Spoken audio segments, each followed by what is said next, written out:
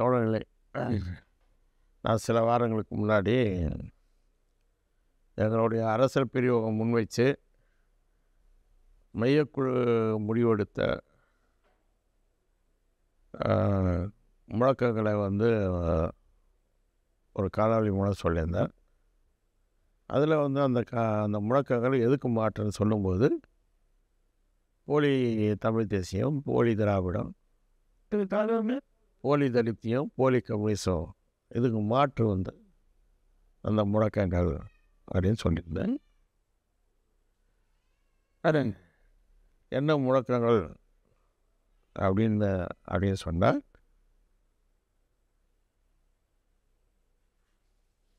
நவீன பிராமணியத்துக்கு எதிராக, நவீன பிராமணியம் அப்படின்னு சொன்னால் இந்து, இந்தி, இந்தியா, இதுதான் நவீன பிராமணியத்தினுடைய 3 கூறுகள். நவீன கூறுகளாக இந்தியா, இந்தின்னு சொல்கிறாங்க. இந்துத்துவான்றது பண்டைய பிராமணியமான வர்ண சமூகம், சூத்திர நிலவுடைமை சமூக காலகட்டத்து வர்ணம், பின்னடைமைத்தனம், மூட நம்பிக்கைகள், சடங்குகள், இதை அடிப்படையாக கொண்டது தான் பண்டைய பிராமணியம். அப்புறம் இடைக்கால பிராமணியமான சாதியம், பெண்ணடிமைத்தனம், மூட நம்பிக்கைகள், சடங்குகள். அப்போ இது ரெண்டுத்தையும் சேர்த்து தான் இப்போ இந்து அப்படின்னு சொல்கிறாங்க. இந்துவா அப்படிங்கிற அடையாளத்தை முன்வைக்கிறாங்க. இந்த 3மே பிரிட்டிஷ்காரர்களால் கொண்டு வரப்பட்டது. இந்த 3 சொற்களுமே பிரிட்டிஷ்காரர்களால் அது ஐரோப்பியர்களால் கொண்டு வரப்பட்டது.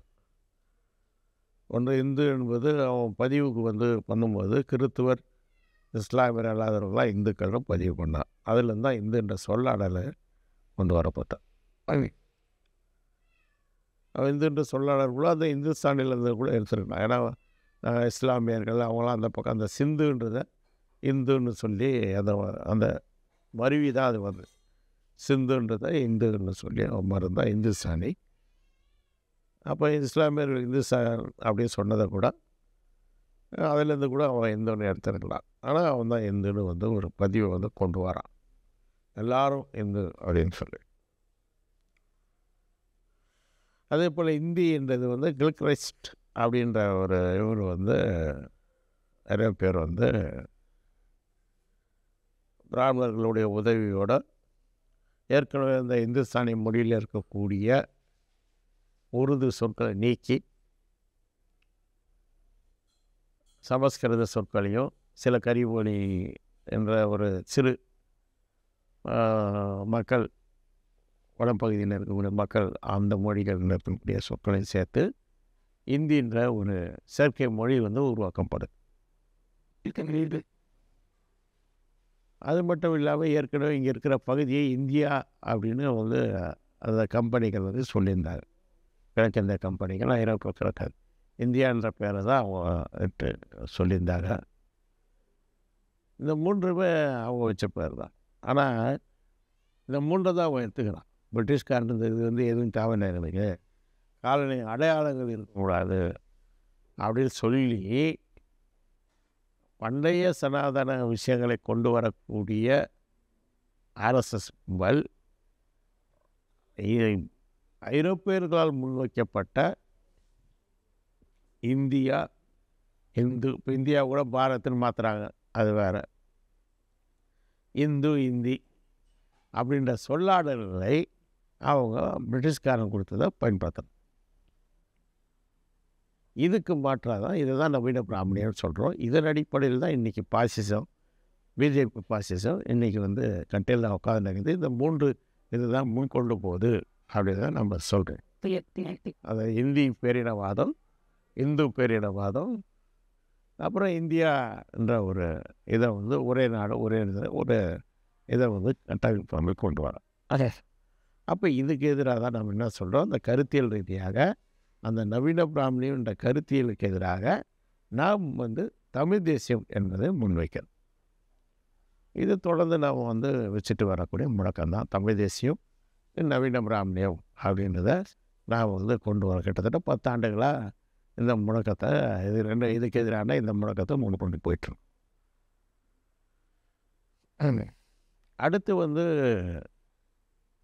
அரசியல் அதிகார சம்பந்தமான இது ஒரு கருத்தியல் சம்பந்தமான முழக்கம்னா அரசியல் சம்பந்தமான முழக்கத்தில் தான் ஒரு மாற்றத்தை நாங்கள் கொண்டு வந்திருக்கோம். என்னன்னு சொன்னால், நாங்கள் முன்வைத்த முழக்கங்கள் என்னென்னா, தமிழ் தேசிய குடியரசு சுதந்திர தேசங்களின் கூட்டரசுன்றது தான் முன் வச்சுருந்தோம். அதாவது சுதந்திர தமிழ்நாடுன்னு 87லேருந்து சொல்லிட்டு இருந்தோம். அதுக்கப்புறம் இப்போ வந்து பின்னாடி வந்து தமிழ் தேசிய குடியரசு, ஏன்னா அதனுடைய திட்டம் சுதந்திர தமிழ்நாடுனா இருந்தால் கூட அது திட்டம் வந்து தமிழ் தேசிய குடியரசு தான் அப்படின்றத அந்த அடிப்படையில் அரசு இதனுடைய அடிப்படையில் அது தமிழ் தேசிய குடியரசு சுதந்திர தேசங்களின் கூட்டரசுன்னு வச்சுருந்தோம். இப்போ என்ன பண்ணுறோம் அப்படின்னு சொன்னால், எங்களுக்கு ஏற்கனவே நாங்கள் 15 ஆண்டுகளுக்கு முன்னாடியே ஆய்வு முடியல நாங்கள் இந்த தெற்காசிய பிராந்தியத்தை வந்து திராவிடம் அப்படின்ற சொல்லாடலை தான் நாங்கள் பயன்படுத்துகிறோம். அப்பப்போ பயன்படுத்தியிருக்கோம். ஏன்னா வெளியில் இன்னும் அதை எஸ்டாப்ளிஷ் பண்ண முடியலன்றதுனால, குழப்பங்கள் ஏற்படுறதுனால கண்டினியூவாக பயன்படுத்தாமல் அப்பப்போ சொல்லி அதை வந்து பயன்படுத்திட்டு இருக்கிறோம். எப்படி சொல்கிறோம் அப்படின்னு சொன்னால், நாங்கள் அது வந்து திராவிடம் அப்படின்ற ஒரு விஷயத்தை வந்து கருத்தியல் ரீதியாக சொல்லலை. நாங்கள் ஒரு நிலப்பகுதி தெற்காசியா அப்படின்ற அடிப்படையில் மட்டுமே சொல்கிறோம். ஏன் சொல்கிறோன்னா, மொழியியல் அறிஞர்கள் அவங்க ஏற்கனவே மொழிகளை வந்து ஆய்வு பண்ணி தொகுக்கும் போது அவங்க இந்த மொழிகளை எல்லாம் 2ஆக பிரிக்கிறாங்க. திராவிட மொழிகள், மொழி குடும்பம், அப்புறம் இந்தோ ஐரோப்பியா இல்லை இந்தோ அராபு அப்படி அந்த முறையில் பிரிக்கிறாங்க. 2ஆக பிரிக்கிறாங்க. இப்போ இந்த இதில் வந்து திராவிட மொழிகளை கூட வட திராவிடம், மத்திய திராவிடம், தென் திராவிடம்னு சொல்லி ஆப்கான்லேருந்து இலங்கை வரைக்கும் பிரிக்கிறாங்க. அங்கே இருக்கிற மொழிகள் எல்லாம் 1000க்கும் மேற்பட்ட மொழிகள் அதை வந்து வகைப்படுத்துகிறாங்க.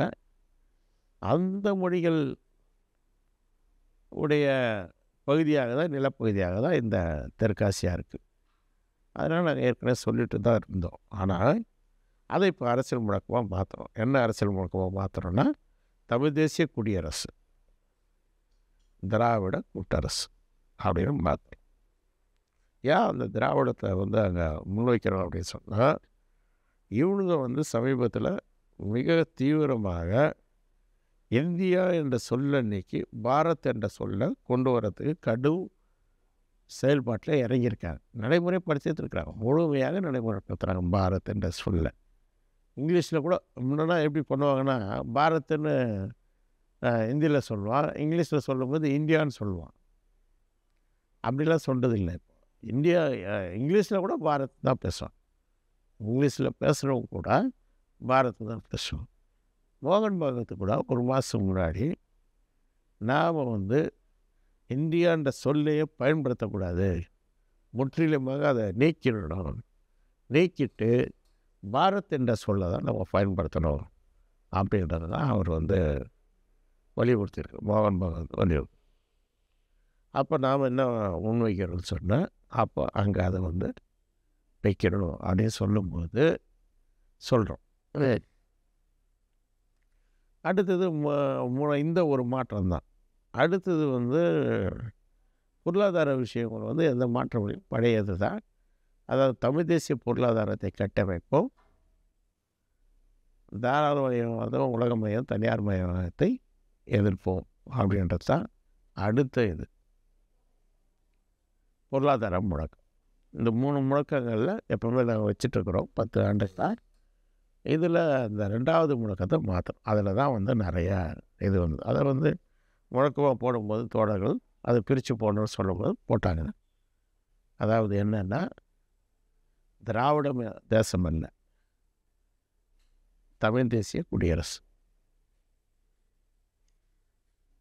பாரத் அல்ல, இந்தியா அல்ல, இந்து ராஷ்டிரம் அல்ல, திராவிட கூட்டரசு. இதுதான் போட்ட முழக்கம். இது என்ன விஷயம்னு சொன்னால், இந்த இந்து ராஷ்டிரம் அல்ல, பாரத் அல்லன்னு சொல்லணுன்னா யார் கொதித்து வரணும்? ஆர்எஸ்எஸ்காரன் கொதிச்சு வரான், இல்லை பிஜேபிக்காரன் கொதிச்சு வரான். ஆனால் யார் ரொம்ப கொதிக்கிறாங்கன்னு பார்த்தா இந்த இனவாதிங்க, இன வெறியனுங்க, இவங்க ரொம்ப கொதிக்கிறாங்க. இவங்க தான் வந்து திராவிட கூட்டரசுன்னு சொல்லக்கூடாது. அதாவது பாரத் சொன்னதுக்கு எல்லா 9 துவாரங்களையும் பொத்திக்கிட்டு வாயை மூடின்னு இருக்கிறானுங்க. அவன் இந்தியா வந்து பிரிட்டிஷ்னு பேர் வச்சது அதை பாரத் மாற்றுன்னு சொல்லும்போது எல்லாத்தையும் வாயை மூணுக்கிறானுங்க. ஆனால் திராவிட கூட்டரசுன்னு கொதிக்கிறாங்க, ஐயோ மையோ குதிக்கிறானு. சரி, எதனா அறிவாக எதனா பேசுகிறாங்கன்னா ஒரு மண்ணாங்கிட்ட முழுக்க முழுக்க வன்மம். அந்த ஒரு சொல் மீது அவ்வளோ வன்மமும் வெறியும் அப்படியே அவர்களுடைய ஒவ்வொரு பேச்சிலையும் அவர்கள் போட்டிருக்கிற பதிவிலையும் அப்படியே வெடிக்கும். அப்போ அதனால தான் இந்த முட்டாள்கள் கூட்டம்னு சொல்கிறேன். எப்பவுமே வெறி முடித்தவனுங்க, மக்களை பிரித்தாலும் சிந்தனை உள்ள எவனுமே வெறி பிடிச்சவனாக தான் இருப்பான். அவன் வந்து அறிவார்ந்து இருக்க மாட்டான், மனிதத்தன்மையிலோட இருக்க மாட்டான். அதனுடைய வெறித்தனம் அப்படியே முழுக்க அப்படியே குதிக்கிறான். இந்த தமிழ் தேசிய திராவிட இதில் சிலர் வந்து போட்டிருக்கிறாங்க, அவங்களுக்கு சில குழப்பம். என்னடா இங்கே திராவிடம் வேணான்றோம், அங்கே திராவிடம் வைக்கிறோன்றாங்க என்பதனால குழப்பத்தில் பல பேர் போல்ட. ஆனால் திராவிடன்ற சொல்லே வரக்கூடாது, திராவிடம் தான் இங்கே விழுந்துச்சு. அப்போ என்ன மயிர தமிழ் தேசியம்? தமிழ் தேசியத்துக்கு யார் எதிரி? சாதாரண இது கூட சொல்லிடுவான், ஒன்றிய அரசு. ஒன்றிய அரசுலேருந்து விடுதலைப்பட்டால் தான் தமிழ்நாடு விடுதலைப்படும். சரி, நீங்கள் சொல்கிறீங்க இந்த திராவிடம் தூக்கிடுறோம். இப்போ விஜய் வந்து வந்துடுறாரு, இல்லை வந்து பிஜேபி ஆட்சிக்கு வந்துடுது, இல்லை வேறு எவனோ ஆட்சிக்கு வந்துடுறான், அப்போ பரவாயில்லையான்னா வரும். அதுதான் இவங்க நோக்கம். அப்போ திராவிடன்ற ஒரு விஷயத்தை எதிர்க்கக்கூடிய ஒரு அஜெண்டாவை திட்டமிட்டு ஆர்எஸ்எஸ்ஸின் கைக்கூலிகளாக, ஆர்எஸ்எஸ்னுடைய அடிவருடிகளாக நேரடியாக சில காசை வாங்கி கொண்டு சீமான் போன்றவன் செய்கிறான். அவன் ஏஜெண்டாக இருந்து அவன் செய்கிறான். ஆனால் இந்த தற்குறிக ஒன்றுமே புரியாமல் அவன் சொல்கிறத நம்பிக்கிட்டு இன்றைக்கி வந்து முழுக்க முழுக்க திராவிட எதிர்ப்பு என்ற ஒரு முட்டாள்தனமான திராவிட எதிர்ப்பு என்ற இதில் வந்து வெறித்தனமாக இருக்கிறாங்க. இவங்க மிகப்பெரிய தடையாகவும் இருக்கிறாங்க. அதாவது தமிழ் தேசியத்துக்கும் அதாவது நவீன பார்ப்பனத்துக்கு எதிராக தமிழ் தேசியத்தை கட்டமைக்க வேண்டிய ஒரு சூழலில் இவர்கள் திராவிடம் முதன்மை எதிரி என்ற பெயரில் திசை திருப்பி ஆர்எஸ்எஸ்ஸின் கைக்கூலிகளாக, ஆர்எஸ்எஸ்ஸின் அடிவரிகளாக மாறினாங்க. நடைமுறையில் மிகப்பெரிய தடையாக இருக்கிறாங்க. ஒரு பாசிசத்தை எதிர்ப்பதற்கு மிகப்பெரிய தடையாக இருக்கிறாங்க. அதுக்கு பலவித திசை வளங்களை செய்கிறாங்க. இதுதான் வந்து நாம் வந்து முக்கியமாக புரிஞ்சிக்க வேண்டியது. இப்போ திருப்பி நம்ம வந்து அந்த ஃபஸ்ட்டு விஷயத்தை கூட விளக்கணும். திராவிடத்தை பற்றி சில விஷயங்களை விளக்கணும். என்ன திராவிடம், என்ன இவங்க எதை எதிர்க்கிறாங்க, உண்மையில் திராவிடம்னா என்ன அப்படின்றத கூட பார்ப்போம். முதல்ல வந்து திராவிடத்தை வந்து பார்ப்போம், அதுக்கடுத்து தமிழ் தேசத்தை பார்ப்போம். இந்த திராவிடம் என்ற சொல் அப்படின்றது வந்து இலக்கியங்களில் இருந்திருக்குது. சில இலக்கியங்களில் குறிப்பிடப்பட்டிருக்குது, மண்ணில் குறிப்பிடப்பட்டிருக்குது.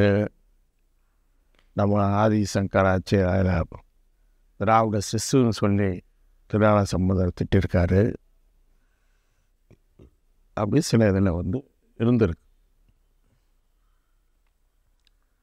அது மட்டும் இல்லாமல் இந்த சொல்லை பற்றி ஆய்வு பண்ணும்போது நான் பலமுறை சொல்லிட்டேன், தேவநேய பாவனர் தமிழம் என்ற சொல்லிலிருந்து தமிழம் திராவிடம் என்று தெரிந்திருக்கும் அப்படின்னு அவர் சொல்கிறார். இன்னொன்று, அந்த தமிழம் என்ற சொல்லுக்கு ஆதாரம் இன்றும் வாழும் ஆதாரமாக கோண்டு மக்கள் இருக்கிறாங்க. அவங்களாம் 2 கோடி பேர் இருக்கிறாங்க. அவங்க வந்து நமக்கு நாம் அந்த இனக்குழு காலகட்டத்தில் வாழ்ந்த காலகட்டத்தில் இருந்த சொல்ல அவங்க இன்னொரு தமிழமும் நம்ம மேலே பயன்படுத்துகிறாங்க. நாம் இன்றைக்கி அவங்க எப்படி வாழ்ந்துனுங்கிறாங்களோ அது போல் வாழ்ந்த காலகட்டம். வாழ்ந்த காலகட்டத்தில் இருந்த மொழியை தமிழம் அப்படின்னு சொல்கிறார். இது பல முறை நான் கேட்டேன். அப்போ அந்த தமிழம் என்ற சொல்லதுக்கு அது தெரிந்த திராவிடம் என்ற சொல்லாடல்களும் இலக்கியங்கள் இருக்குது, அது வேறு. ஆனால் அது வந்து காலத்துக்கு ஏற்ப மாறி பஞ்ச திராவிடம்லாம் சொல்லியிருக்காங்க மகாராஷ்டிராவை சேர்த்து. அப்போ அது காலத்துக்கு ஏற்ப அது மாறி கடைசியில் சுருகி கூட போயிருக்கு, அது வேறு. இப்போ என்ன விஷயம் சொன்னால், இந்த கம்பெனிகள் வந்து படையெடுத்து காலனியை இது வந்து ஒரு அறிவு சார்ந்த ஒரு உலகம் வந்து வர ஆரம்பித்த பிறகு, பல ஆய்வுகள்லாம் வர ஆரம்பித்த பிறகு பல பகுதிகளுக்கு சென்று ஆய்வுகள் நடத்துகிறாங்க. மொழி சார்ந்த ஆய்வுகளும் நடத்துகிறாங்க. அப்படி மொழி சார்ந்த ஆய்வு நடத்த வந்த ஜெர்மன் மொழி அறிஞரான மேக்ஸ் முல்லர் என்ற ஒரு சமஸ்கிருதத்தை கற்றுக்கொண்டு அதனுடைய வேதங்கள் எல்லாத்தையும் கற்று அதெல்லாம் வந்து ஜெர்மன் ஆங்கிலத்தினால மொழிபெயர்க்கிறார். மொழிபெயர்த்து சமஸ்கிருதம் தான் உன்னத மொழி அப்படின்றது மட்டும் இல்லாமல் ஆரியர்களுடைய மொழிகளிலே சமஸ்கிருதம் நல்ல சிறப்பான மொழி அப்படின்னு அவர் வந்து சொல்கிறார். அப்போ அந்த இது வந்து அவர் உருவாக்குற அந்த கோட்பாடு தான் இன்றைக்கும் ஜெர்மன் மொழியியல் கோட்பாடுன்றது இன்றைக்கும் உலகத்தை ஆதிக்க செஞ்சிட்ருக்குது. இன்றைக்கும் உலகத்தில் எந்த இடத்துக்கு போனாலும் உலகினுடைய மூத்த மொழி எதுன்னு கேட்டால் சமஸ்கிருதம் சொல்லுவான். அதை கொஞ்சம் கொஞ்சமாக இப்போ தான் உண்மையான தமிழ் பற்று கொண்டவர்கள், இங்கே இருக்கிற இனவெறியர்கள் அல்ல, இவங்க ஒரு உயரம் கொடுக்கல, உண்மையான தமிழ் பற்று கொண்டவர்கள் உலகம் முழுக்க அதை முறியடிச்சிட்டே வராங்க. கொஞ்சம் கொஞ்சமாக முறியடிச்சிட்டு வராங்க.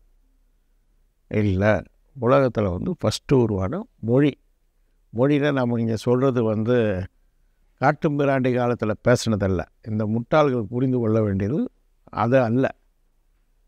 என்னன்னா, இலக்கியம், இலக்கணம், எழுத்து, பேச்சு மொழி அனைத்தும் உள்ளது தான் ஒரு லாங்குவேஜ். தமிழில் அந்த மொழி என்ற ஒரு சொல்லை வச்சுட்டு நிறைய கேம் ஆறானுங்க. லாங்குவேஜ் அப்படின்றதுக்கான முழு தன்மையோட உலகத்தில் முதலில் உருவான மொழி வந்து தமிழ் தான். அது வந்து 3000 ஆண்டுகளுக்கு முன்னாடியே உருவாயிடுச்சு. இப்போ லேட்டஸ்ட்டாக இன்னும் சில இது பண்ணித்தாங்க. நமக்கு இலக்கியத்தினுடைய அந்த காலகட்டம் ரொம்ப முக்கியம். சங்க காலம் என்ற இலக்கியத்தினுடைய காலகட்டம் ரொம்ப இலக்கணம் அந்த காலகட்டம் முக்கியம். அது 3000 ஆண்டுகளுக்கு முன்னாடி அப்படின்றது தான் வந்து இன்றைக்கி வந்து நிறுவப்பட்டாச்சு. இது வரைக்கும் வேறு மொழி கிடையாது. இதுதான் வந்து இது. அதே போல் எனக்கு தெரிஞ்சு என்னோட பாலி அங்கே உருவாச்சு பின்னாடி. அதுவும் மக்கள் பேசும் மொழியாக இருந்தது. பின்னாடி அது வந்து திட்டமிட்டு பிராமணர்களால் அழிக்கப்பட்டது. அந்த பாலி என்ற மொழி அழிக்கப்பட்டது. உண்மையிலே தமிழும் பாலியும் சேர்த்து பிராகிருதத்தில் இருந்த சில சொற்கள், பிராகிருதம் என்பது மேய்ச்சல் சமூகத்தினுடைய மொழி, வெறும் பேச்சு மொழி. அதற்கு விவசாயத்தை பற்றியோ, குடும்பங்களை பற்றியோ, நிலையாள சமூகத்தை பற்றியோ, அது சார்ந்த உற்பத்தி கருவிகள், உற்பத்தி சாதனங்கள், உறவுகள், எது சார்ந்த சொற்கள் இல்லாத ஒரு மொழி பிராகிருதம். அப்படி கொஞ்சம் சொற்களை மட்டுமே கொண்ட பிராகிருதத்திலும் இது ரெண்டும் சேர்த்து தான் சமஸ்கிருதம் 2000 ஆண்டுகளுக்கு முன்னாடி தான் உருவாக்கப்பட்டது. சமஸ்கிருதத்தை பற்றிய முதல் சான்றே கிபி 1ஆம் நூற்றாண்டு தான். மனுவை ஒட்டி அது உருவாகிருக்கலான்ற ஒரு கருதுகோளில் அது 2000 ஆண்டுகள் அப்படின்னு வந்து சொல்கிறோம். ஏன்னா மனு 2000 ஆண்டு அப்படின்னு அம்பேத்கர் சொல்கிறார். அதை ஒட்டி அது வந்து உருவாகிருக்கலான்ற ஒரு கருதுகோளில் தான் சமஸ்கிருதமும் 2000 ஆண்டுன்னு சொல்கிறோம். அப்போ மேக்ஸ் முல்லர் இப்படி கொண்டு வரும்போது அந்த சமயத்தில் வந்து மேடம் ஃப்ளாஸ்கி, ஓல்காட் இணைஞ்சு அவங்களும் இதை ஆராய்ச்சி பண்ண ஆரம்பிக்கிறாங்க. ஆராய்ச்சி பண்ணி அதை மேலும் வந்து அடுத்த கட்டத்துக்கு கொண்டு போகிறாங்க. அவங்க ஒரு கிட்டத்தட்ட கோட்பாட்டு ரீதியாகவே உருவாக்குறாங்க. இனம் சார்ந்து, மொழி சார்ந்து, சமூக சார்ந்த ஒரு கோட்பாட்டை உருவாக்கமே பண்ணுறாங்க. அவங்க தான் தியாலஜிக்கல் சொசைட்டி என்றதை வந்து ஆரம்பித்து நியூயார்க்கில் ஆரம்பிக்கிறாங்க. ஆரம்பித்து 4 ஆண்டுகள் கழிச்சு இங்கே அடையாருக்கு கொண்டு வந்துடுறாங்க. இப்போ அங்கே இருக்கிற தியாலஜிக்கல் சொசைட்டின்றது மேடம் ஃப்ளாஸ்கி ஓல்காட்டு கொண்டு வந்தது தான். சரி, இவங்க தான் வந்து ஒரு பாசிச கருத்தாக்கத்தை தெளிவாக உருவாக்குறாங்க. என்ன சொல்கிறாங்கன்னா, ஆரியர்கள் உன்னதமானவர்கள், ஆரியர்கள் தான் உலகத்துக்கே நாகரிகத்தை கற்றுக் கொடுத்தவங்க, இந்தியாவுக்கும் அவர்கள் தான் கற்றுக் கொடுத்தாங்க நாகரிகத்தை. இங்கே இருந்த திராவிடர்கள் காட்டும் பிராணி, அரை காட்டும் பிராணிங்க. இதெல்லாம் தான் அவங்க சொல்கிறது. அவங்க சொல்லி இந்த கருத்தை இப்படி வந்து உருவாக்குறாங்க. அது மட்டும் இல்லாமல் இலங்கையில் அவங்க பிரச்சாரம் பண்ணுறாங்க. கிட்டத்தட்ட ஒரு 300 கூட்டங்களுக்கு மேலே போடுறாங்க. அங்கே போடும்போது என்ன சொல்கிறாங்கன்னா, ஆரிய மதங்கள்லேயே சிறந்த மதம் புத்த மதம்தான். தமிழர்கள் வந்து இங்கே அரை காட்டு மிராணிகளாக இங்கே இருக்கிறாங்க அப்படின்ற கருத்தாக்கத்தை உருவாக்குறாங்க. அது மட்டும் இல்லாமல் மகாவம்சம் வந்து அங்கே புத்த இவர்களால் அசோகர் முன்ன அனுப்பி அவரால் எழுதப்பட்ட அவர்களுடைய வரலாறு, இலங்கை வரலாறு பாலி மொழியில் இருக்கிறத சிங்கள மொழிக்கு மாற்றுறாங்க. சிலரை வச்சு சிங்கள மொழிக்கு மாற்றுறாங்க. அது மட்டும் இல்லாமல் அங்கே அவங்க ஒரு சிஷியராக கண்டெடுக்கப்பட்ட அவர் தான் சிறுவனாக, அது ஒரு இளைஞனாக 18 வயசு இளைஞனாக கண்டெடுக்கப்பட்டவர் தான் அநாகரிக தர்மபாலன். அவர் ஒரு 4 வருஷம் எடுத்துகிட்டு வந்து அடையாறில் வச்சு ஃபுல் டைமராக வச்சு அவருக்கு வந்து முழுக்க பயிற்சி கொடுக்கப்பட்டு அவருக்கு எல்லாம் மூளைச்சலவை செய்யப்பட்டு அவர் அப்போ இங்கேருந்து அப்போ தான் இந்த புத்தருடைய பல்லுக்காகலாம் ஒரு போராட்டம் நடந்ததாக மிக பெருமையாக சொல்லிப்பாங்க. இந்த அநாகரிக தர்மபாலா தான் அங்கே சிங்கள பேரினவாதத்தை கட்டமைக்கிறார். அவர் தான் அதனுடைய லட்சக்கணக்கான தமிழ் இளவர்கள் கொல்லப்பட்டு இந்த சொந்த நாட்டிலேயே அகதியாகிகளை இருக்கிறதுக்கு மூல காரணமாக இந்த அநாகரிக தர்மம்.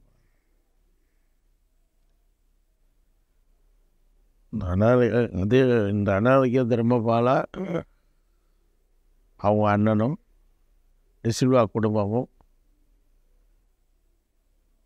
வணிகத்தில் தொழிலில் ஈடுபட தொடங்கும் போது அங்கு ஏற்கனவே வணிகத்தில் ஈடுபட்டிருந்த முஸ்லிம்களை தனக்கு தடையாக, எதிரியாக கருதுகிறார். அப்போ அதனால தான் முதல்ல இந்த சிங்கள பேரினவாதம் கட்டமைத்து விடப்பட்டது முஸ்லீம் மேலே தான். இலங்கையில் முஸ்லீம் மேலே தான் அது வந்து கட்டவிழ்த்து விடப்படுது. முஸ்லீம் மேலே கட்டவிழ்த்துப்படுது, மலையக தமிழ் மேலே கட்டமைக்கப்படுது, பின்னாடி ஈழத்து மேலே கட்டமைப்பு. ஆனால் இவன் 3 பேருக்குள்ளே ஒருங்கிணைப்பு எதுவும் கிடையாது. ஆனால் எல்லாமே தனித்தனியாக தான் எழுதிருந்தாங்க. ஆனால் இது மட்டும் தனியாக அதிகாரத்திலேருந்து முழுக்க அந்த பேரினவாதத்தை கட்டமைத்து விட்டது. இதே காலகட்டத்தில் தான் ஹிட்லர் நம்ம மேடம் ஃப்ளாஸ்கியுடைய அந்த பாசிச ஆரிய கருத்தாக்கம் உலகம் முழுக்க அதை நீடிச்சுட்டாங்க. இன்றைக்கி ஆர்எஸ்எஸ் கும்பலுக்கு அதான் அந்த ஆரிய பாசிச கருத்தாக்கம் தான் அடிப்படையாக நிற்கிது. இன்னைக்கு அதை வெளிப்படையாக அவங்க சொல்ல மாட்டாங்க, வேறு வகையில் வந்து கொண்டு வருவாங்க. இப்போ இது வந்து ரொம்ப முக்கியமான விஷயம், நம்ம தெரிந்து கொள்ள வேண்டிய விஷயம். அந்த சூழலில் அந்த ஆரிய கருத்தாக்கத்தை எதிர்ப்பதற்காக அவர்கள் சொல்லக்கூடிய திராவிடத்தை எதிர்த்து திராவிடத்தை உயர்த்தி பிடித்து சில குரல்கள் வந்து ஒலிக்க ஆரம்பிச்சு. அதனுடைய விளைவாக தான், எதிர் விளைவு தான் அது எதிர் விளைவாக உருவாகும். அப்போ எதிர் விளைவாக சொல்லும்போது கால வருஷப்படி சொல்லணும்னா புலையை வந்து அதை உயர்த்தி பிடிக்கிறார். ஆரியர்கள்லாம் இல்லை. ஆரியர்கள் வரத்துக்கு முன்னாடியே இங்கே நாகரிகம் இருந்தது. இந்த திராவிடத்தில், திராவிட பகுதியில் நாகரிகம் இருந்தது, திராவிட நாகரிகம் இருந்தது அப்படின்னு அவர் கருத்து சொல்கிறார். அப்போ பல இவங்க வந்து சொல்கிறார். அதே போல் தான் இங்கே தமிழ்நாட்டில் அயோத்திதாச பண்டிதர் திராவிடத்தை தான் தூக்கி புரிகிறார். அப்புறம் கடைசியாக பெரியாரும் வர்றார். ஆரிய எதிர்ப்புன்றதில் பெரியாரும் வர்றார் கடைசியாக. அப்போ இந்த கட்டத்தில் தான் அன்னைக்கு இந்த கட்டத்தில் இதனுடைய இதில் இதை எதிர்க்கிறதுக்கு வேறு எந்த கூறுகளும் சமூக கூறுகளும் காரணிகளும் எதுவுமே கிடையாது. எதுவும் வளரல. பழைய சனாதன சாதிய நிலவுடைமை சமூகம் தான் இறுக்கமாக இருந்தது.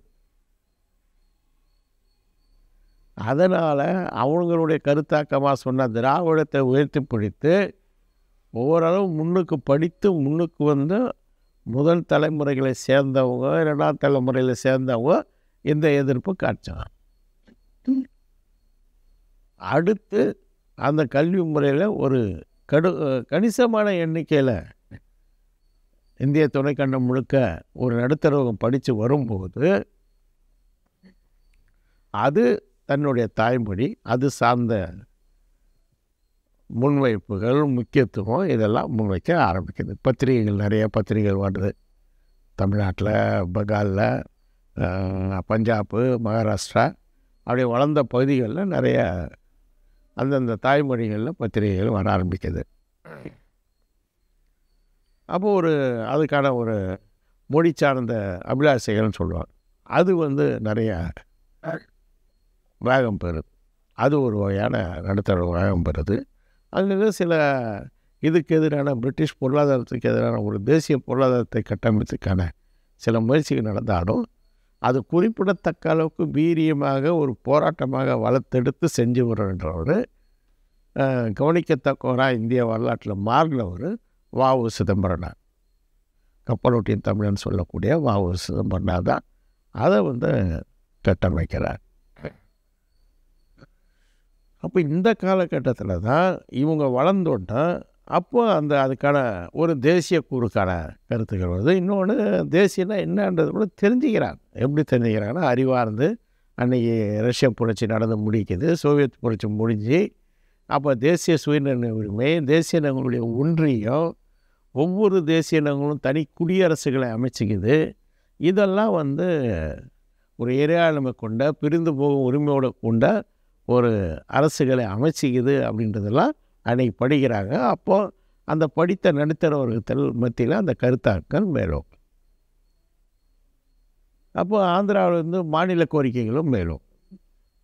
அப்போ அதை ஒட்டி வரக்கூடிய பிரச்சனைகள், அப்போ இந்திய எதிர்ப்பு போராட்டம் வருது, இந்திய திணிப்பு எதிர்த்து போராட்டம் வருது.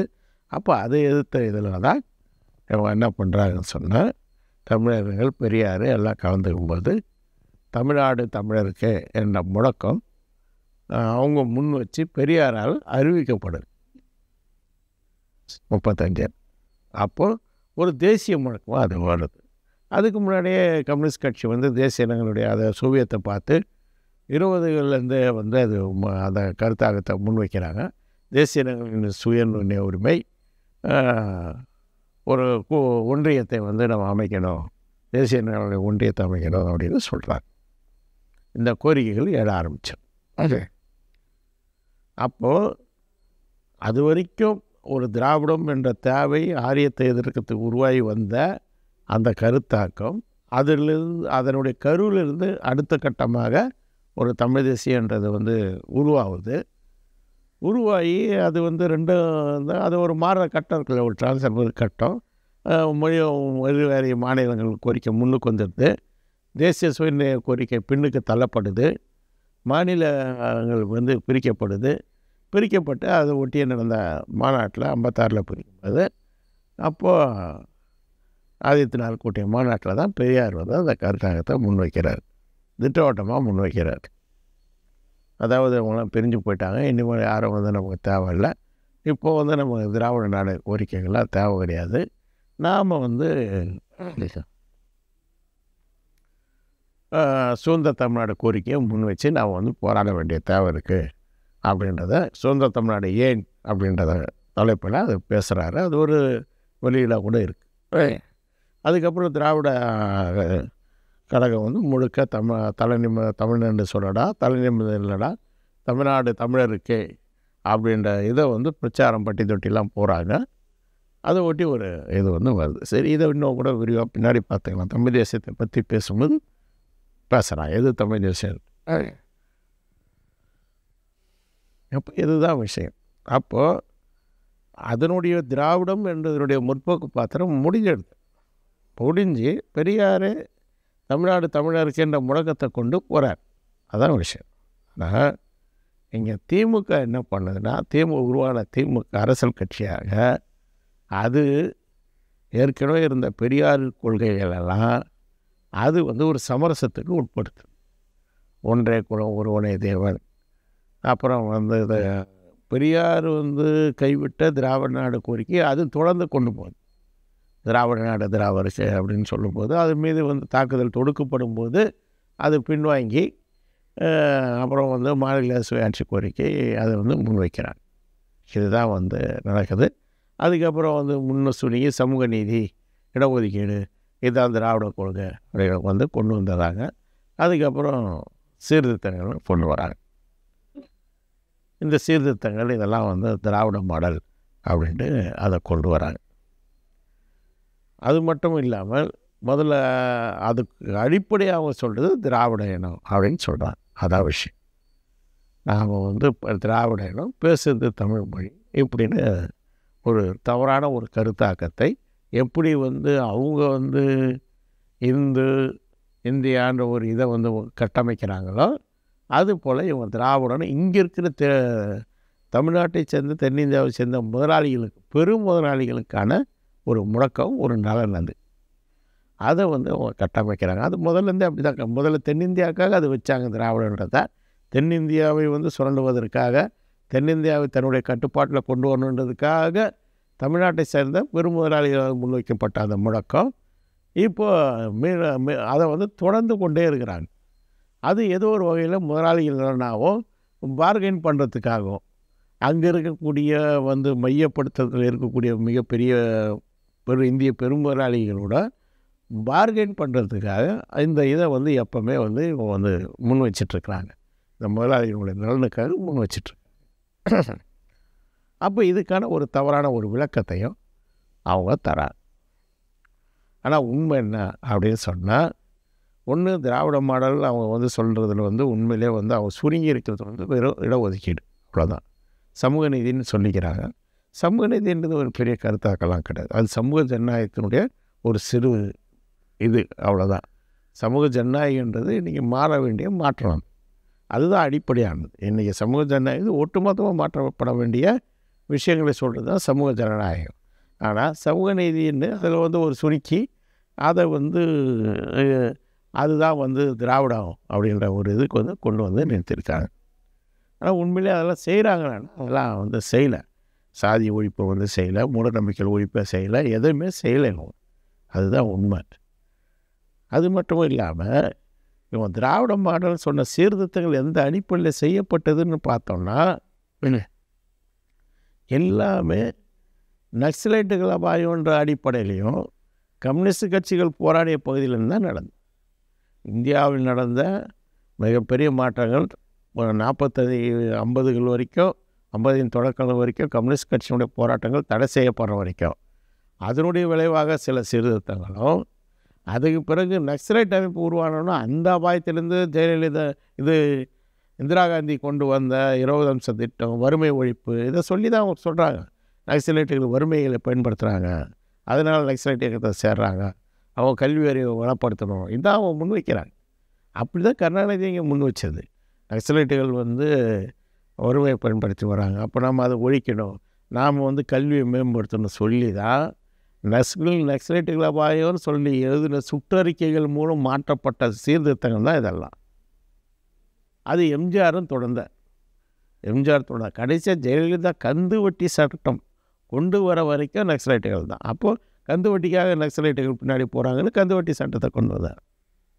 இப்படி தான் உண்மையில் இங்கே நடந்த நக்சலைட்டுகள் போராட்டம் என்பது தான் அந்த சீர்திருத்தங்கள். இது உண்மையிலேயே வந்து கருணாநிதி வேறு சாதியில் பிறந்திருந்தால் இந்த இந்திய ஆளுநருக்கு தூக்கி வச்சு கொண்டாடியிருக்கோம். ஏன்னா இந்த சீர்திருத்தங்கள் உண்மையிலே எதிர்விளைவை ஏற்படுத்துச்சு. இந்த சீர்திருத்தங்கள் உண்மையிலே எதிர்விளைவை கிராமங்களில் ஏற்படுத்துச்சு. ஏன்னா நாங்கள் அதெல்லாம் நேரில் பார்த்தவங்க. ஒரு மூடுண்ட கிராமமாக இருந்த அந்த இதில் எங்களுடைய போராட்டங்கள் கட்டாயமாக அது வந்து நிறைய பள்ளிகளை உருவாக்குறது, சாலைகள் போடுறது, அப்புறம் வந்து பின்னாடி வந்த 90களில் வந்த கட்டாய நன்கொடையிலேருந்து எல்லாத்தையும் எதிர்த்து நாங்கள்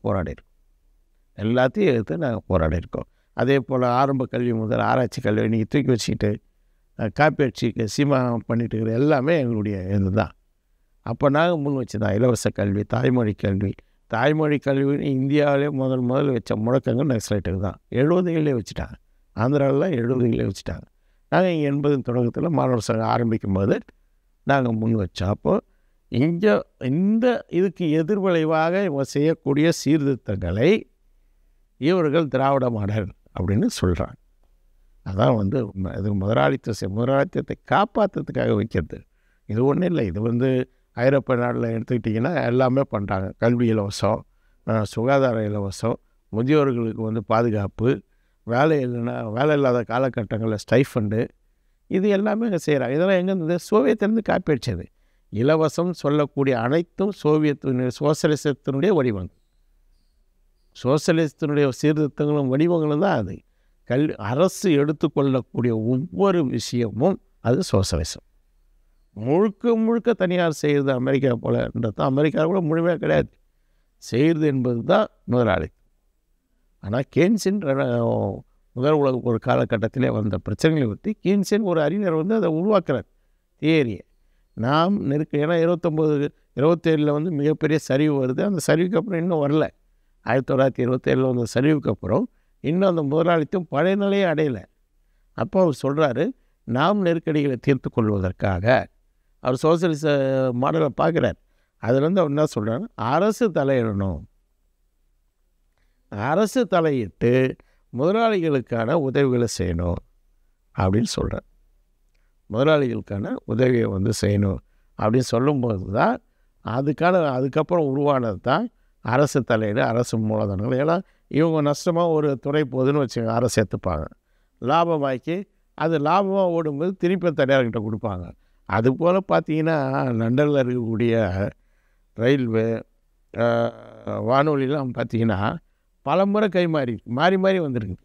நஷ்டம் அடையும் போது இவங்ககிட்ட கூட அரசு எடுத்துக்கும், லாபம் மாற்றும் போது தனியார்கிட்ட போகும். இதுதான் வந்து கேன்ஸின் தியரி. இதனுடைய அடிப்படையான விஷயங்கள் தான் இதெல்லாம். அப்போ இது எதிர்விளைவை ஒரு சமூக புரட்சி வராமல் இருக்கிறதுக்கு அந்த உழைக்கும் மக்கள் தன்னுடைய அதிகாரத்தை கைப்பற்றி தன்னுடைய இதை தீர்த்துக்கிறது இல்லாத ஒரு தடையை ஏற்படுத்துவதற்காக செய்யப்பட்ட விஷயங்கள் தான் இந்த திசை திருப்பவர்கள்லாம் நடந்ததே தவிர இதெல்லாம் எலும்பு துண்டுகள். இதெல்லாம் நமக்கு போடப்பட்ட எலும்பு துண்டுகள். இதுதான் உண்மையான இதனுடைய விஷயம். அப்போது இன்றைக்கு அவங்க சொல்லக்கூடிய அந்த மாடல், திராவிட மாடல்லையும் எந்த கொள்கைகளும் கிடையாது. உரிச்சா ஒன்றும் கிடையாது. இடஒதுக்கீடு தவிர ஒன்றும் கிடையாது. அதுக்கப்புறம் அவங்க சொல்லக்கூடிய இனம் என்பது தப்பு. இந்த முதலாளித்துவ காலகட்டத்தில் இனம் என்பது மொழி சார்ந்து, ஒரு நிலப்பகுதி சார்ந்து, அவங்களுக்கான ஒரு கலாச்சாரம், ஒரு பொருளாதாரம்ன்றது தான் வந்து 4 தான் வந்து ஒரு தேசம் என்பது. ஆனால் நம்மளுடைய இது வந்து என்னவாக இருக்குன்னா, மொழி இருக்குது, ஒரு பொதுமொழி இருக்குது. இன்னும் முழுமையான பொதுமொழியே ஆகலை. இன்னும் வட்டாரம் தான் ஆதிக்கம் பண்ணிகிட்ருக்குது. நாம் அதை நோக்கி நகர்ந்துட்டுருக்குறோம். அது அரசும் செய்யுது, கலைத்துறைகளும் செய்யுது. இன்றைக்கு இது வந்து ஒரு நிலத்தை கொண்டிருக்கிறோம். இன்றைக்கி தமிழ்நாடுன்னு மொழி மாநிலங்கள் பிரிக்க ஒரு தமிழ்நாடுன்னு ஒரு பகுதியை வந்து நம்ம கொண்டிருக்கிறோம். அப்போது இதுதான் வந்து இன்றைக்கி. அப்போ நவீன கூறு என்பது தேசம், பழைய கூறு என்ன கூறு? சாதி. சாதியும் தேசமும் ஒன்றா இருக்க முடியாது. சாதி ஒழிந்தால் தான் தேசிய அடையாளம். தமிழர் என்ற அடையாளம், தமிழ் தேசியர் என்ற அடையாளம், சாதி ஒழிந்தால் தான். அப்போ அது வந்து சாதியம் என்பது ஒரு பழைய நில உடைமை கூறு.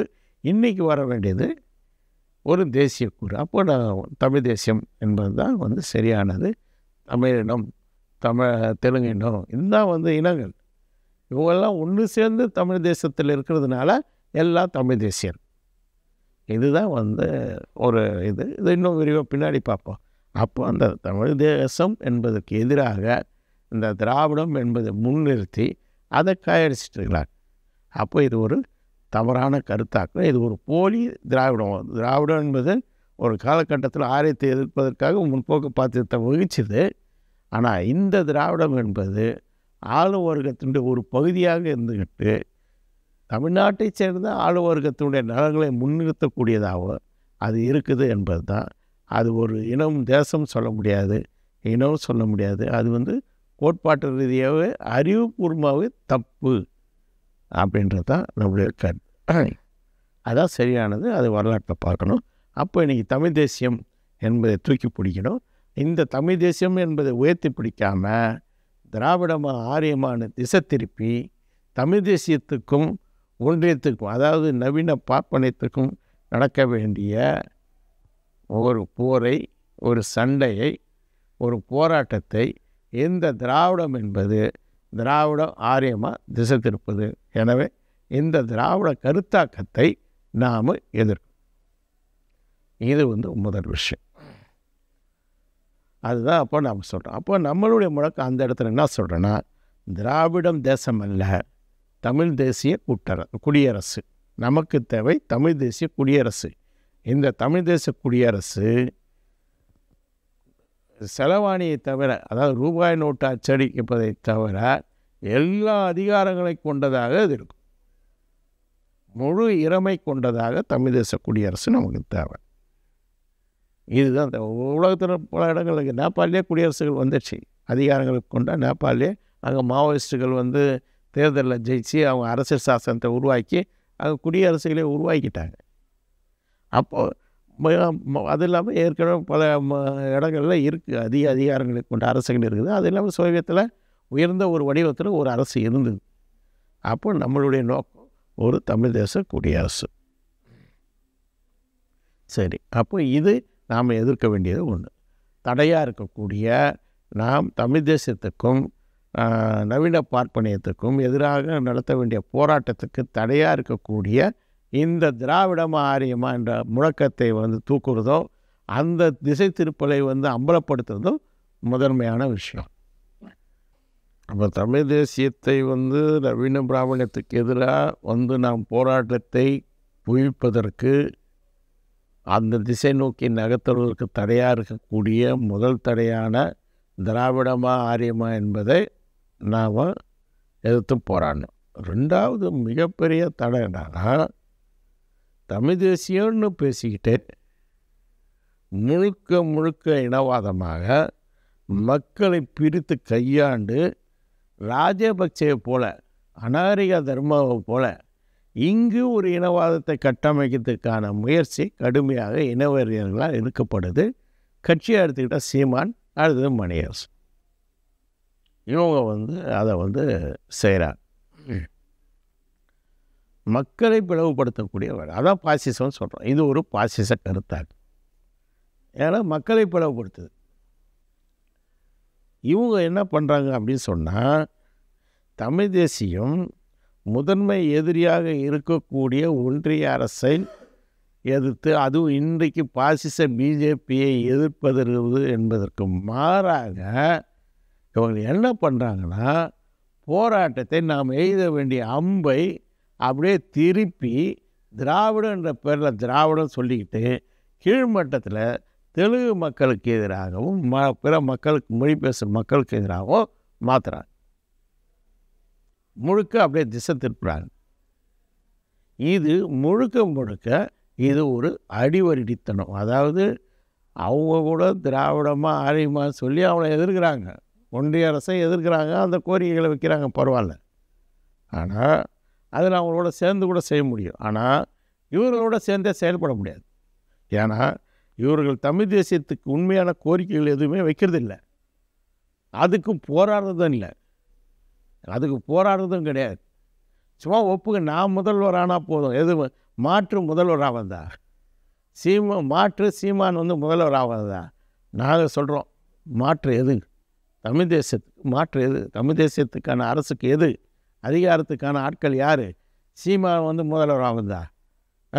அதுவாக ஒரு அரசியல் முழக்கம். கேவலமாக இல்லை? உண்மையில் நாம் சொல்கிறோம், என்ன சொல்கிறோம்? இது வந்து ஒரு முதலாளித்த ஜனநாயகம் என்ற பெயரில் இருக்கக்கூடிய முதலாளித்த சர்வாதிகாரம். இதை தூக்கி எறியணும். இதை தூக்கி எறிந்து மக்களுடைய ஜனநாயகத்தை வந்து வைக்கணும். மக்கள் ஜனநாயகம்னா யார்? நாங்கள் 9 பேர் அதிகாரத்தை சொல்கிறோம். சீமான்ற ஒரு மாமா பையனுடைய இதை வந்து நாங்கள் சொல்ல அதிகாரத்தை. ஏன்னா அவன் இந்திய பெருமதலாளியுடைய மாமா பையன். அவனுடைய ஒரு ஆள் அதிகாரத்தை சொல்ல. நாங்கள் 9 பிரிவு மக்களுடைய அதிகாரத்தை தமிழ் தேச குடியரசுக்கான அதிகாரத்தை சொல்கிறோம். இது இப்போன்னு இல்லை, நாங்கள் 25 வருஷமாக சொல்கிறோம். யார்? தொழிலாளர்கள், விவசாயிகள், நடுத்தர வர்க்கம், தேசிய முதலாளி. அதாவது நடுத்தர வர்க்கம்னா அது முழுக்க நடுத்தர வர்க்கமாக வேலை செய்கிறவங்க. அப்புறம் வந்து சிறு வணிகர்கள், சிறு முதலாளிகள், இவங்கெல்லாம். அதுக்கடுத்து தேசியம் அப்படின்னு சொன்னால் தமிழ்நாட்டை சந்தையாக கொண்ட தேசிய முதலாளிகள், அப்புறம் தேசிய வணிகர்கள். இவர்களுடைய 4 வர்க்கங்களை சேர்ந்தவர்களுடைய அதிகாரம். அது மட்டும் இல்லாமல் இவர்களோடு சிறப்பு பிரிவினர்களாக உற்பத்தி அடிப்படையில் இல்லாமல் ஒடுக்குமுறையின் அடிப்படையில் மக்களுடைய வாழ்நிலை மிகவும் பின்தங்கி அந்நியப்பட்டு இருக்கக்கூடிய அடிப்படையில் 5 பிரிவினர் இருக்கிறாங்க. அவங்க யாருன்னு சொன்னால் பெண்கள், காலகாலமாக ஒடுக்கப்பட்டிருக்கிற பெண்கள், சாதி ரீதியாக ஒடுக்கப்பட்டு இருக்கக்கூடிய தலித்துகள், இன்று இந்துத்துவ பேரினவாதத்தால் ஒடுக்கப்பட்டு கொண்டு இருக்கக்கூடிய மத சிறுபான்மையினர், அடுத்தது காலகாலமாக பின்தங்கி இருக்கக்கூடிய பழங்குடி மக்கள், அடுத்து கடல் பழங்குடிகள் சொல்லக்கூடிய கடல்வாழ் பூர்வக்குடிகள் சொல்லக்கூடிய மீனவர். இந்த 9 பேருக்கான அதிகாரத்தை படைக்கணும்னு சொன்னேன். இந்த 9 பேர் அந்த பிரதிநிதித்துவம் படுத்தணும் அந்த அதிகாரத்தை. இதுதான் நாங்கள் சொல்கிற தமிழ் தேச குடியரசு. இந்த தமிழ் தேச குடியரசு இவங்க இவங்க யார்? இவங்க என்ன சொல்கிறானுங்க? தமிழ் பேசுகிற கார்ப்பரேட் முதலாளிகளை குண்டி கழுவுறதுக்கு தான் இவங்க தமிழ் தேசியம் வச்சுருக்காங்க. அதுதான் இவங்களுடைய தமிழ் தேசியம். அதுக்காக தான் இவங்க சண்டையே. இவங்க சண்டை என்ன? கீழே ஆதிக்கம் இல்லை, மேலே அவன் ஆதிக்கம். இது வரைக்கும் ஆதிக்கம் பண்ணுறோம் மார்வாடி, அங்கே பனியா. இது வரைக்கும் ஒரு துரும்பை எடுத்து போட்டிருப்பானுங்களா இந்த எச்ச நாயங்க? ஒரு துரும்பு அசைச்சது கிடையாது. முழுக்க வன்மம் அப்படியே கொப்பளிக்குது. நான் போட்ட இதில் இவங்க தான் கொதிக்கிறாங்க. அந்த திராவிடன் போட்டோம், அதுக்கு கொதிக்கிறாங்க. ஏன்ற ஒரு அறிவுபூர்வமாலாம் பார்க்குறது இல்லை. ஏன்னா இவன் பண்ணக்கூடிய சேவை இருக்கு இல்லையா, இவன் பண்ணணும் சேவை பண்ணுறான அந்த இடத்துல அடிக்கிறோம். நாம் எந்த இடத்துல அடிக்கிறோம்? இவன் சேவை பண்ணுறாங்களா திசை திருப்பி பிஜேபிக்கு எதிராக, ஒன்றிய அரசுக்கு எதிராக நம்ம போராடாமல் திசை திருப்பி இங்கே திராவிடம் சொல்லி இவன் திசை திருப்புறான்ல, இங்கே இருக்கிற மற்ற மொழிக்காரங்களும் திசை திருப்புறான்ல, இதுக்கு மாறாக நம்ம சரியான எதிரி அடையாளம் காட்டும். அங்கே அடிக்கிறோம். திராவிட கூட்டரசுன்னு சொல்கிறேன். நீ பாரத் இல்லைடா, இந்து ராஷ்டிரம் இல்லைடா, இது திராவிட கூட்டரசு சொல்கிறதுன்றது இவங்களுக்கு அப்படியே கொதிக்குது. அவங்க கூட வரல, அவனுங்க இன்னும் பேசலை, அவனுங்க விவாதத்துக்கே வர தயாரும் இல்லை. ஆனால் இவனுங்க கொதிக்கிறான். அப்போ அந்தளவுக்கு இனவாத இனவெறியர்களுடைய இது மிகப்பெரிய தடையாக தமிழ் தேசியத்தை, தமிழ் தேசிய விடுதலையை நாம் முதன்மை எதிரியான இந்திய பிராந்திய பெரும் முதலாளிகளுக்கு எதிராக, டெல்லி அரசுக்கு எதிராக, டெல்லி ஒன்றியத்துக்கு எதிராக, இன்றைக்கு இருக்கிற நவீன பிராமணிய பாசிச இந்து கும்பலுக்கு எதிராக போராடுவதை இவர்கள் திசை திருப்பி இங்கு இருக்கக்கூடிய திராவிடன் ஒன்று அதிகாரத்தை மீதும் இங்கே கீழே இருக்கக்கூடிய பிற மொழி பேச மக்கள் மீதும் திசை திருப்பது என்பது மிக மிக அபாயகரமானது. இந்த பாசிச சக்திகள் அந்த அதிகாரத்தில் இருக்கிற பாசிச கும்பலுக்கு சேவை செய்யக்கூடிய அடிவருடிகள். எனவே இவர்களை முற்றிலுமாக முழுக்க அம்பலப்படுத்த வேண்டியது அவசியம். முழுக்க அம்பலப்படுத்தி இவர்களை மக்களிடமிருந்து தனிமைப்படுத்தி உண்மையான தமிழ் தேசத்துக்காக நம்ம வந்து போராட வேண்டும். அது வந்து ரொம்ப அவசியம். அப்போ உண்மையான தமிழ் தேசம் மட்டும் போராடினா போதுமா? நம்ம வந்து முதல்ல அந்த தமிழ் தேசிய சிந்தனை, அந்த உணர்வு எப்படி வாழ்ந்ததுன்னு பார்க்கணும். சும்மா வந்து பாரம்பரிய பேசி இந்த இனவெறிகள் பேசுறதெல்லாம் வந்து இந்த தமிழ் தேசியம் பேசுறதா சொல்லிட்டு மார்க்சியத்தில் ஊர்காக தொட்டுக்கிட்டு சிலர் வந்து பேசிகிட்டு இருக்காங்க. ரெண்டும் கெட்டாங்க, ரெண்டு பக்கமும் வந்து காலை வச்சுக்கிட்டு வந்து பேசிகிட்டு இருக்காங்க. முதல்ல வரலாறு தெரிஞ்சுக்கணும். தமிழ் தேசிய உணர்வுன்றது 35 தமிழ்நாடு தமிழருக்கு வச்சா கூட அது 56களுக்கு பிறகு தொடர் திராவிடர் கழகத்தினுடைய பிரச்சாரத்தினால அது ஒரு பெரிய தாக்கத்தை வந்து ஒரு பெரிய தலைமுறையிலே உருவாகுச்சு. இப்போ எங்கள் தலைமுறை, எங்களுக்கு அடுத்த தலைமுறை, எங்களுக்கு முந்தின தலைமுறையெல்லாம் அந்த பிரச்சாரங்களில் தான் நாங்கள் வந்தோம். தமிழ்நாடு தமிழருக்கு என்ற முழக்கம், தமிழர் என்று சொல்லடா தலைநிமிர்ந்து இல்லைடா, அதில் தான் சிறு வயசுலேருந்தே நாங்கள் கேட்டு அதை வளர்ந்து வந்தோம். அதுக்கு அடுத்த கட்டம் என்பது ஈழப் போராட்டம். தமிழீழப் போராட்டம் வளர்ந்த பிறகு அது வந்து மிகப்பெரிய தாக்கத்தை ஏற்படுத்துச்சு. சமூகத்திலே தாக்கத்தை ஏற்படுத்தி நிறைய பேரை ஒரு இதுவாக வந்து தமிழ் உணர்வு கொண்டவர்களாக, பொதுத்தன்மையில் தமிழ் விடுதலையை நோக்கம் கொண்டவர்களாக மாற்றி அமைச்சது. இது ரெண்டு தாங்க.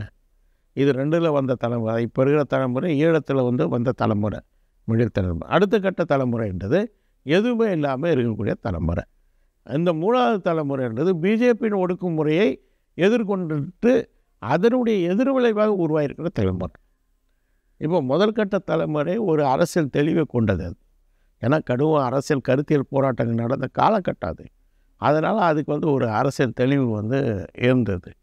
2வது கட்டம் வந்து ஈழப் போராட்டத்தில் ஒரு பொதுத்தன்மையில் வந்ததுனால அது மிகப்பெரிய அளவில் வந்து ஒரு தேசிய சிக்கல்லாம் என்ன, அதனுடைய விடுதலை எப்படி சாதிக்க முடியும், அதை பற்றின பெரிய அறிவுலான தொகுப்பும் கிடையாது. பெரிய தொகுப்பு ஒன்றும் கிடையாது.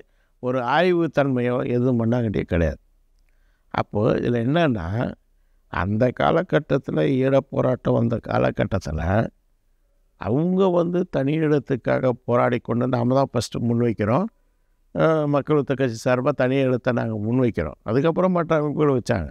சில அமைப்புகள் தான், எல்லாமே எம்எல் அமைப்புகள் கம்யூனிஸ்ட் வச்சாங்கன்னு சொல்ல முடியாது. அப்போ ஈழத்துக்கு நாங்கள் வைக்கும்போது கூட அவங்கள ஆதரித்த திராவிட கட்சிகள் கூட அன்றைக்கி வந்து பேசுகிறது வேறு. பின்னாடி தான் அது ஈழமாக மாறுது. இந்திய இதுக்கு எதிர்ப்பு வந்த பிறகு தான் அவங்க ஈழன்றதுக்கே வந்து வராங்க. அதான் உண்மை. அப்போது அதனுடைய தன்மை என்பது வேறு. அது ஒரு கட்டத்துக்கு வந்து அது வந்து முதல்ல வந்து அதனுடைய வரலாறு வந்து தெரிஞ்சுக்கணும். அது வரலாறு முதல்ல போராட்டங்களாக இருந்து, மொழி போராட்டங்களாக இருந்து, அவ்வளோ முஸ்லீம்களை தாக்கி, அடுத்தது தமிழர்கள் கல்வி புலன் சார்ந்த அரசு எந்திரங்களில் வர பிரச்சனைகள், கல்வி நிலையங்களில் வரக்கூடிய பிரச்சனைகளை வச்சுக்கிட்டு ஒரு மொழி பிரச்சனையை கொண்டு வந்து அது மொழி பிரச்சனையாக மாறி, அதுக்கப்புறம் அது பொது வாக்கெடுப்புக்கான முழக்கங்களாக மாறி, அந்த பொது வாக்கெடுப்புக்கான இது நடத்தியும் அவங்க கொடுக்கலன்னு சொல்லும்போது அது அரசியல் போராட்டம் என்பது அதுக்கு அடுத்தது ஒரு ஆயுத போராட்டமாக மாறும். அதுக்கு ஒரு வளர்ச்சி ப்ராசஸ்ஸு இருக்குது. இருந்தாலும் சர்வதேச சூழல்களை வந்து கணக்கெடுக்காமல், சரியான ராஜதந்திர நகர்வுகள் இல்லாமல் ஒரு இராணுவவாதமாக அது வந்து முடிந்து போனது. ஏன்னா தெற்காசிய பிராந்தியத்தில் அதனுடைய அரசியல் நகர்வு என்பது தவறான அரசியல் நகர்வு. நம்ம அப்பயே முன் வச்சோம். ஆனால் நம்ம சொன்னதை வந்து ஏற்றுக்க தயார் கிடையாது. நம்ம 2 வச்சோம். ஒன்று, பொது வாக்கெடுப்பின் மூலம் அதை அரசியல் முழக்கமாக மாற்றப்படணும். பயங்கரவாத அமைப்பு அந்த போராட்டங்கள் என்றதெல்லாம் களையப்படணும். அதுக்கு ஐநாவின் மூலமாக பொது வாக்கெடுப்பு நடத்தணுன்ற முழக்கத்தை முன் கொண்டு போகணும் அப்படின்னு நம்ம சொன்னோம். அது திசை திருப்ப விஷயம்னு சொன்னாங்க இவங்கெல்லாம் சேர்ந்துக்கிட்டு. அதுக்கு அடுத்தது நாம் சொன்னது என்னென்னா, இந்தியா தான் தெற்காசிய பிராந்தியத்தில் எந்த விடுதலையும் அனுமதிக்காது. அப்போ இந்தியாவை நம்பக்கூடாது. அப்போ இந்தியாவுக்கு மாற்றான அரசுகளை நாம் வந்து உதவியில் நாடணும் அப்படின்னு சொன்னதை இவங்க அதை ஏற்றுக்கவே தயார் கிடையாது. இதுதான் வந்து இந்த 2 வந்து ரொம்ப முக்கியமான விஷயம். அந்த 2மே வந்து அரசியல் நகர்வுகள், ஒரு ராஜதந்திர நகர்வுகள் இல்லாமல் அது இராணுவம் பாதமாக இருந்ததுனால அழிக்கப்பட்டது. ஏன்னா தேசிய இன பிரச்சனைகளை பற்றி சரியான ஆழமான புரிதல் கிடையாது. ஏன்னா தேசிய இன சிக்கல் என்பது தேசிய இன சிக்கல்னு இல்லை, எந்த புரட்சியுமே தனியாக நடத்தப்படணுன்னா அது ஒரு சர்வதேச சூழல் அதுக்கான வாய்ப்பை தரணும். கடும் நெருக்கடி நிறுவனா மட்டும்தான்.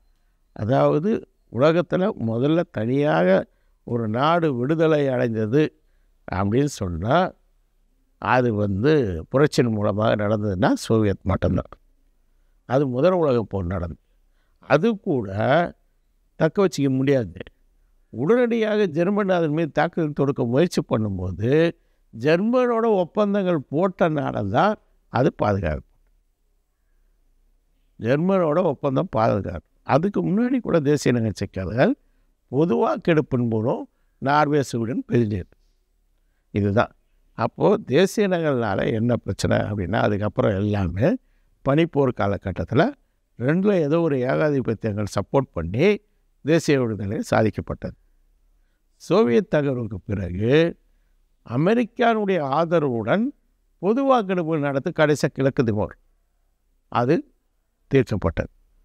இந்த வரலாற்றை புரிஞ்சிக்க தனியாக யாரும் ஒன்றும் காட்ட முடியாது, எதையும் செய்ய முடியாது. அப்போது இன்னும் கூட கூமுட்டைகளாக அந்த பழைய இதை பிடிச்சிக்கிட்டு தொங்கிக்கிட்டு வெற்று முழக்கங்களை வச்சுக்கிட்டு பேசிகிட்டு இருக்கிறாங்க. அப்போ பொதுவான சூழலில் என்ன பண்ணுறதுன்றது தான் நாம் இப்போ பார்க்கணும். தனித்த விடுதலை என்று அது குறித்த சூழல், அந்த குறித்த சூழலில் மட்டுமே அது சாத்தியம். அப்போ நாம் என்ன பண்ணோம், ஒரு தனி விடுதலை என்பது தேவைன் போது அரசியல் தீர்வாக மக்கள் போராட்டங்கள் மூலம் பொது வாக்கெடுப்புன்றதை நோக்கி மட்டுமே நகர முடியும். நம்ம அதுதான் அதிகபட்சம், அதை மட்டுமே முடியும். சர்வதேச நெருக்கடி வந்தால் மட்டுமே நாம் ஆயுத போராட்டங்கள் மூலம் போர்கள் மூலம் நாம் தனி விடுதலை சாதிக்க முடியாது. இது ஒன்று. ரெண்டாவது விஷயம் என்ன அப்படின்னு சொன்னால், மார்க்சியர்களுடைய இது என்ன கண்ணோட்டம் அப்படின்போது இது எல்லாத்தையும் புரிஞ்சுக்கிறோம். இந்த குட்டி முதலாளித்த அறிப்படுத்தவங்க தான் இந்த தனி விடுதலை அது இதுன்னு எப்பவும் பேசிகிட்டு இருப்பான். அவங்களுக்கு எந்த அறிவும் கிடையாது. ஆனால் மார்க்சியர்களுக்கு ஒரு ஆய்வு இருக்குது, வரலாற்று பொருள்மொழிவாத பார்வை இருக்குது. அப்போ பார்வையில் என்ன இருக்குது, ஒரே ஒன்று தான், குடியரசு கூட்டரசு முதலாளித்துவ காலகட்டங்களில் சோசியலிசத்தில் குடியரசு ஒன்றியம். அதை கூட சிலர் உளறினுங்கிறானுங்க. லெனின் ஒன்றியம் சொன்னார், நீங்கள் கூட்டரசு சொல்கிறீங்கன்னு. அது கூமுட்டைகளாக அது சோவியத்து சோசியலிச நாட்டில் ஒன்றியங்கள் கட்டப்பட்டது. ஒன்றியன்றது ஒரு வளர்ச்சி அடைந்த ஸ்டேஜ், அதாவது நமக்குள்ளே ஒன்றுவது. அதனுடைய பொருளே அதான், தமிழில் அருமையான பொருள் அது. ஒன்றியன்றது யூனியன்றது ஒரு யூனிட்டி, ஐக்கியப்படுவது. அதனால் அது ஒரு வளர்ந்த ஸ்டேஜ். அது இன்றைக்கி முடியாது. ஏன்னா லெனின் தெளிவாக சொல்கிறார், தேசிய எல்லைகளை கடந்தே சர்வதேச எல்லைகளை அடைய முடியும்னு சொல்கிறார்.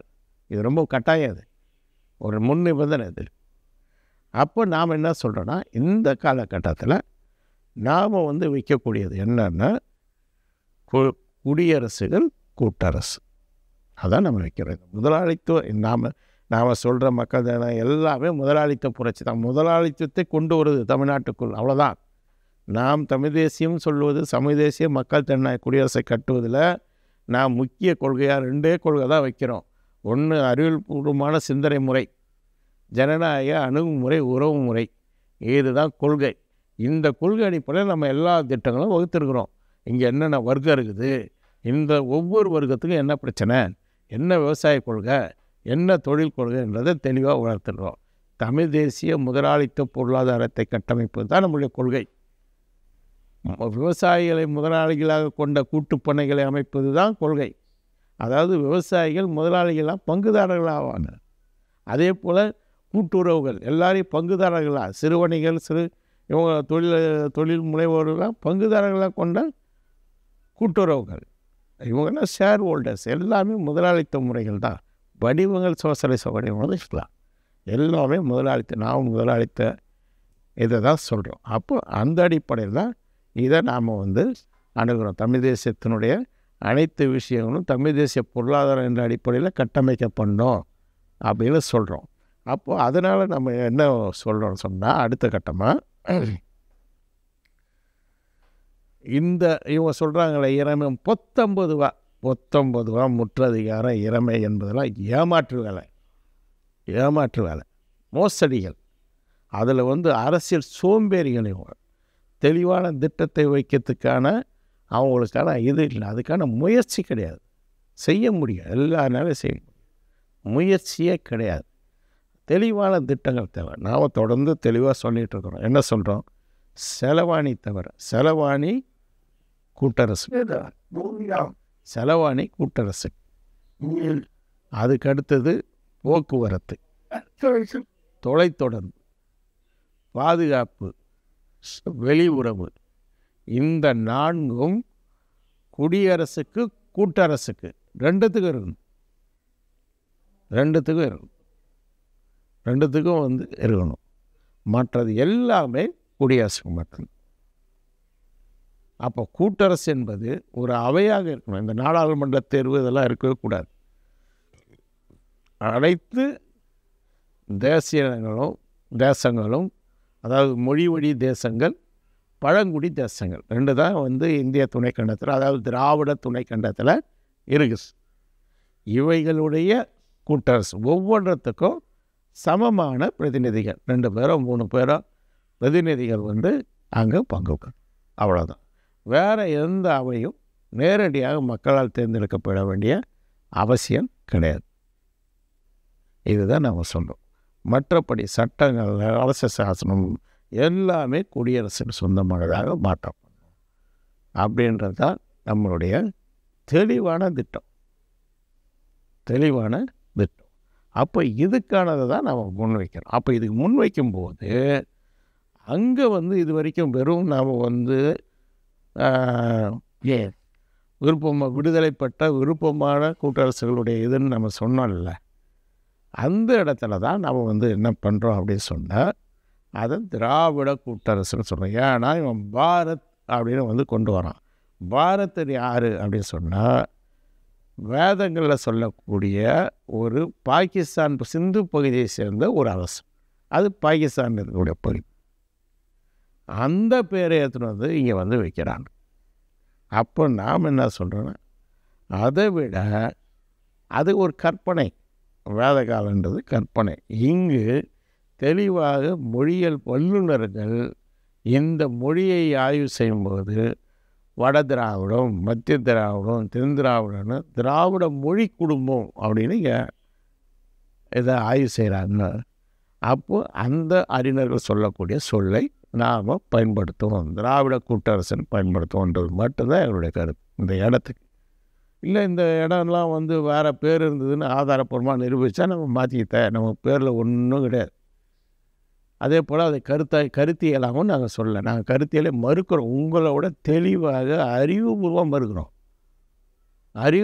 மறுக்கிறோம். வன்மத்திலிருந்தோ வெறுப்பிலிருந்தோ வேறு ஒருத்தனுடைய நலனுக்காகவோ நாங்கள் அதை எதிர்க்கலை, அறிவுபூர்வமாக எதிர்க்கிறோம். இந்த நவீன காலகட்டத்தில், முதலாளி காலகட்டத்துக்கு தமிழ் தேசம்தான் அப்படின்னு நாங்கள் மறுக்கிறோம். இங்கே ஏன் மறுக்கணும்னா, இவன் வந்து பழைய இதை வந்து கொண்டு வந்து வைக்கும்போது அறிவுபூர்வமாக சில 100 ஆண்டுகளுக்கு முன்னாடி சொல்லியிருக்காங்க திராவிடம் அப்படின்னு, திராவிட பகுதி அப்படின்னு இந்த பகுதியில் சொல்கிறாங்க தெற்காசியாவை, அதனால் அதை கூட்டரசு வைங்க அப்படின்னு சொல்கிறோம். இதுதான் அதில் இருக்கக்கூடிய விஷயம். அப்போ இதை வந்து தெளிவாக புரிந்துக்கிட்டு நம்ம வந்து முன்கொண்டு செல்ல வேண்டியது அவசியம். இன்னொன்று, நாங்கள் முன்வைக்கிறதுல கூட பொதுவாக்கெடுப்பின் மூலம் தான் பண்ணுறோம். அதாவது இன்றைக்கி இதை வைக்கிறோம், நாளைக்கு வந்தால் கூட தனிக்கொண்டாண்டு கோரிக்கை வரவில்லைன்னா கூட சரி, தனிநாடு கோரிக்கை வருதா வரலையான்றது இல்லை, தனிநாடு கோரிக்கை கூட நம்ம விருப்பம் சார்ந்து கிடையாது. ஏதோ திராவிடம் வந்து அது கூட இன்னொரு ஆர்கியூமெண்ட் வைக்கிறாங்க. நாம் சொல்கிறோம் திராவிடம் அவளாம் வந்து ஏற்றுக்க மாட்டுறாங்கன்ட்டு. சரி, நீங்கள் தமிழ் தேசம் சொல்கிறீங்க, தமிழ்நாட்டு மக்கள்லாம் தமிழ் தேசம்னு சொல்கிறாங்களா? எவ்வளோ மக்கள்கிட்ட கேட்டு நீங்கள் சொல்லிட்டீங்க, கண்டுபிடிச்சிட்டிங்க? அப்போ விஷயம் அது கிடையாது. முன்னோடி சக்திகள் வைக்கிறது என்பது அரசியல் கோட்பாட்டு வரலாற்று ஆய்விலேருந்து வைக்கிறது. அது மக்கள் முன்வைக்க மாட்டாங்க, அவங்கள தயார் பண்ணணும். மக்கள் என்ன முன்வைக்கிறாங்கன்றதை வந்து அது வளர்ச்சி போக்கில் தான் தீர்மானிக்கும். ஆனால் முன்னோடி சக்திகள் என்றது முன்வைப்பு. அப்போ முன்வைப்புன்றது ஒரு அறிவுபூர்வமாக ஒரு வரலாற்று ரீதியாக ஆய்வு செய்து வைக்கணும். அதை தான் நாம் வைக்கணும். நாம் என்ன வைக்கிறோன்னா, பொதுவாக இதுதான் பலம் வாய்ந்தது. ஒரு தெற்காசிய அளவில் நாம் ஒரு கூட்டரசை படைத்தால் மட்டும்தான் நாம் ஏகாதிபத்தியங்களை எதிர்கொள்ள முடியும், ஒரு பலமாக இருக்க முடியும். தனியான அரசுகள்லாம் வாழ முடியாது. தனியான அரசுகளை வாழக்கூடிய அளவுக்கு தமிழ்நாடு தன்னிறைவு போட்ட நாடே கிடையாது. ஃபஸ்ட்டு அதை முதல்ல புரிஞ்சுங்க. கூமுட்டத்தனமாக உளறினுங்கிறானுங்க. அந்த காலகட்டத்திலேயே, எந்த காலகட்டத்தில் தமிழ்நாட்டில் பாலைவனம்லாம் எதுவுமே கிடையாது. பாலைவனன்றது நமக்கு தெரியும் உங்களுக்கு, தார் பாலைவனம், அதுதான் பாலைவனம். ஆனால் தமிழ்நாட்டில் அந்த காலகட்டத்திலேயே பாலைன்னு ஒரு திணையை வகுத்தாங்க. இடம் கிடையாது, இடம் கிடையாது. ஏற்கனவே இருக்கக்கூடிய குறிஞ்சியும் முல்லையும் செழிப்பாக இருக்கக்கூடிய பகுதிகள் திரியும் போது பாலையாக மாறுதல் சொன்னோம். அதாவது நிரந்தரம் இல்லைன்னு அர்த்தம்.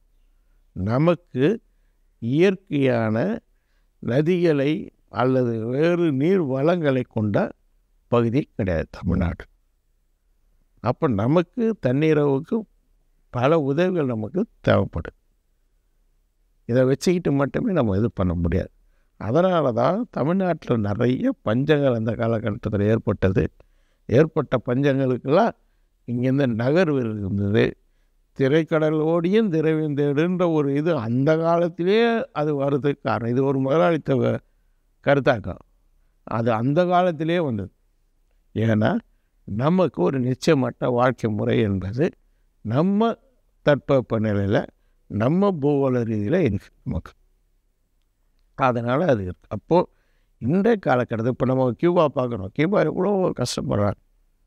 கியூபா ஒரு அரசு முதலாளித்துவம். அந்த அரசு முதலாளித்துவத்தை அவங்க எவ்வளோ நெருக்கடிக்கு உள்ளாகிறாங்க.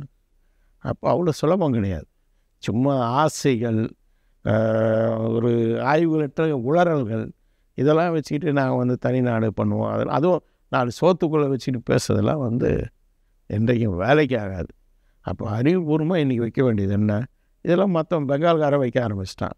பெங்காலில் திரிணாமுல் காங்கிரஸ் வைக்கிறான். அப்படி வைக்கும்போது நாம் இன்னும் நமக்கு வசதி அது. அப்போது இன்றைக்கி குடியரசு, தமிழ் தேச குடியரசு, திராவிட கூட்டரசு என்ற முழக்கம் கொண்டு போவது ரொம்ப மிக முக்கியமானது அப்படின்றது தான் அதில் இருக்கிற விஷயம்.